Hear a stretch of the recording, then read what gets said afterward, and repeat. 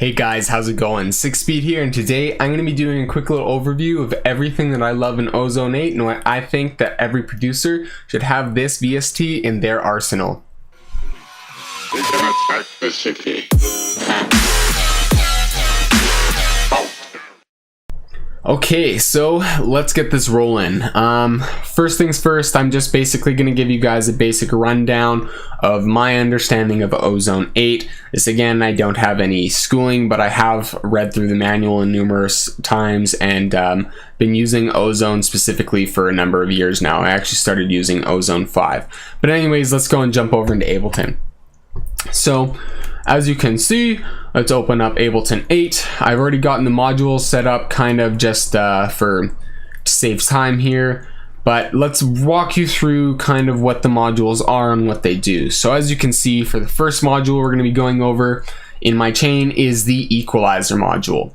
Basic 8-band equalizer, but it's got a couple other tools to it that make it pretty handy. Have the ability to choose between analog and digital, which is cool because it gives you the ability, when you choose analog mode, it kind of replicates an outboard piece of hardware. So instead of me having to actually physically go and drop like $2,000 on an EQ or $500 on an outboard EQ and then have this huge rack of all these different EQs and compressors and effects that I have, I can just switch between my analog and digital. As well, there's just a huge number of options when you're looking through your EQ curves for the specific points. Like you have your resonant, your brick wall, and your flat. And then if you go to the low shelf, vintage, band axle, and resonant, there's just all of these different little options that you can choose that make it super handy. And just help you bring your kind of mix to the next level and bring specific characteristics that are hard to achieve with more basic kind of EQs. So basically, if you will, the equalizer module is pretty much your standard 8-band equalizer, but on steroids. And as well, another really cool feature that I love about this is it has the surgical mode. So for instance, let's say we're on band 4 in surgical mode. Basically what it does is it allows you to, when I turn it on and off, as you can see here, the curve, there's a lot more curvature to it, whereas when I go surgical, it's a lot more precise. So the EQ is cutting the frequency a lot more like in that specific frequency, whereas if this, it doesn't drop it as much, and it drops more of a wider frequency band, if you will. Now on to the next module, which is the exciter module. And basically what the exciter is a, like the equalizer, it is your standard saturator, but on steroids again. So instead of just specifically boosting or saturating the sound or a specific frequency, you're able to saturate 4 different bands that you're able to tune into your liking, and this feature here is available on a lot of things, like in your dynamics, your imager, and a couple of the other modules that they have in here. But what I do love is that they have a lot of replication. So for instance, I can use the tube option, which simulates kind of a tube amp and gives my bass a lot more of a warm distortion versus your hard, dark, kind of cold distortion that you get with a digital saturator. I personally love to use on my low end, I love to use my tube amp, especially when I'm doing stuff like future bass and stuff. I don't use it so much when I'm doing dubstep or more dark tracks, but if I'm doing hip hop or a kind of upbeat track, I definitely love to use the tube saturation on my low end. And then generally I use tape distortion or the triode. The triode is a pretty good one. It's again a really nice tool. I love it just because if I'm finding that I accidentally didn't distort or saturate my low end enough, and I find that my kick isn't coming through on other speakers or systems, for instance like on a phone or Apple earbuds, or just stuff that's not really able to really replicate the low end, super handy tool to throw on there, and then it just helps bring your low end, it saturates it, distorts it a little bit, and then adds a little bit more high end to it, and then you're able to get your mix sounding more balanced between different systems. Okay, so now it's time for the third module. And our third module in the chain happens to be the dynamics module. And basically this one, it's pretty simple. It is basically a 4-band multi-band compressor. I mean, you have your compressor options, you got your limiter built in there, how much you're compressing it by, your ratio, your attack, your release, the dry wet on your compression and how much it's doing it. And I guess the overall purpose of the dynamics module is again to control the dynamics of your track. And what dynamics are is the difference in the perceived loudness or the amplitude of your quiet parts of the track. So for instance, the intro as you're building tension towards the drop. And it's a useful tool. I love it. It's not too different or too much more complex from my understanding than a lot of other compressors, but as you can see, it's kind of a trend that's reoccurring with the Ozone 8 is that it is extremely similar to all of the stock effects that usually come, but they're just kind of have a couple other key features that make it a little bit more useful and allow you to dial the mix in a little bit more specifically than the other tools. Now we are moving on to the fourth module, which happens to be the dynamic EQ. Dynamic EQ is a really cool tool. I use it a lot actually.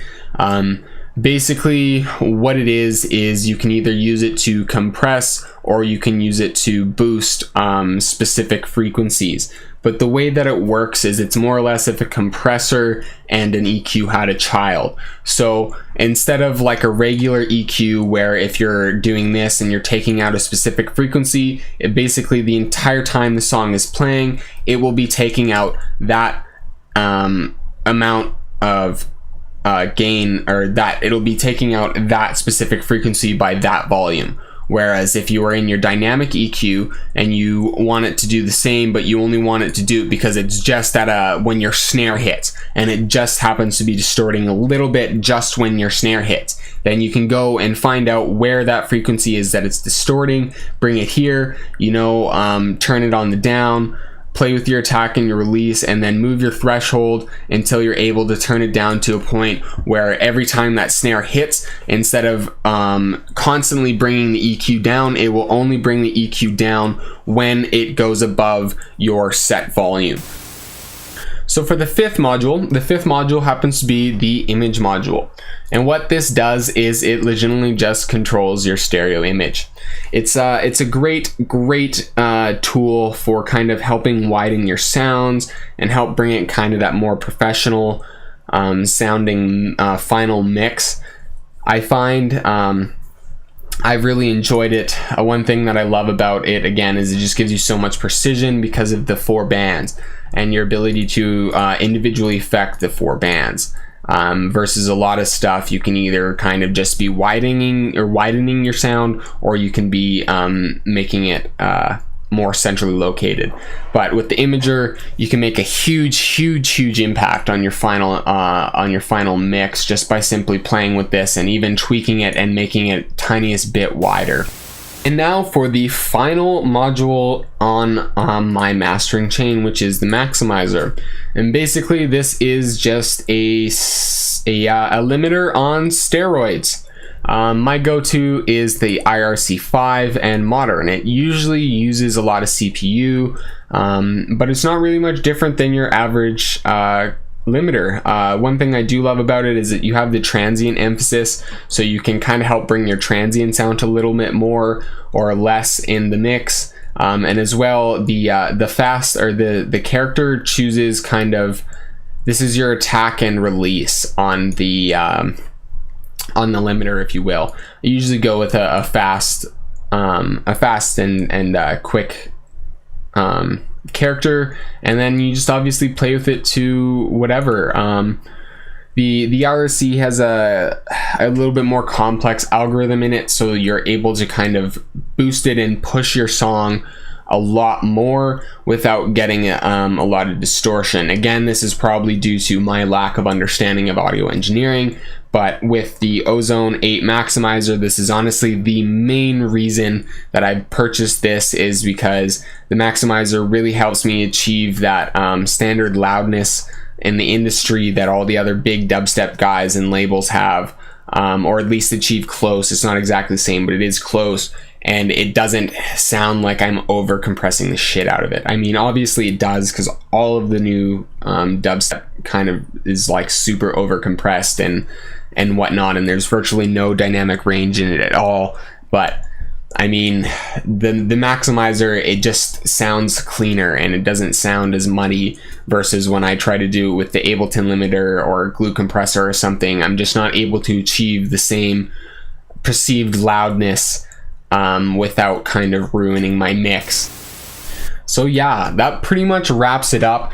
I mean, just a quick little overview. Basically, all that you got is it makes it an easy little mastering chain, but it's basically equalizer, a saturator, compressor, if a equalizer and a limiter had a child, stereo imager, and again another limiter on steroids.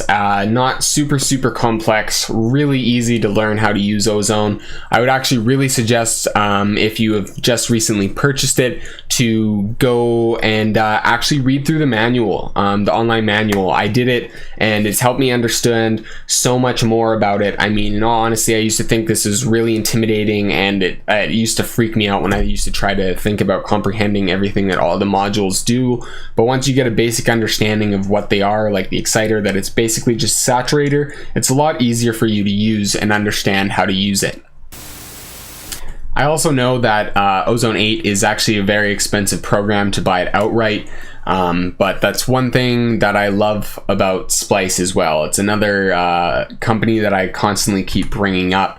I know I talk about them a lot, but I can't even begin to express how useful SPLICE is. The amount of access that you have to vocals and samples, and the ability to rent to own Serum, as well as Ozone and Neutron 2, is more than worth the $6.99 a month or $9.99 a month that I pay for SPLICE. Highly suggest for any producers out there to jump on it. I mean, granted, if you take advantage of it and you get lazy, people talk about people who use SPLICE all sound the same.